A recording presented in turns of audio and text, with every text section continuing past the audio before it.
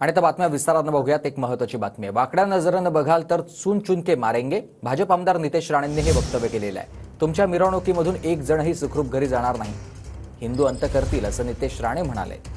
नितेश राणे यांच्या विरोधात आता अचलपूर पोलीस ठाण्यात गुन्हा दाखल झाला। दोन धर्मांमध्ये कटुता निर्माण होईल अशी वक्तव्य केल्याचा त्यांच्यावर आरोप ठेवण्यात आला। आमच्याकडे वाकड्या नजरेने बघाल तर तुमको भी चुन चुन के मारेंगे, इतना ध्यान में रखना। आम्ही काय नुसतं सहन करण्यासाठी बसलेलो नाहीये।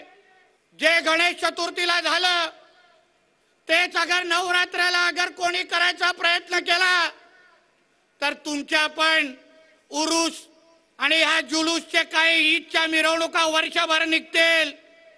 एक परत सुखरूप घरी जाणार नाही एवढा शब्द देऊन तुम्हा लोकांना इथे जातो। कारण का सुरुवात तुम्ही लोकांनी केली आहे आणि आम्ही अंत करण्याचं काम हिंदू समाज करेल, एक लक्षात ठेवा।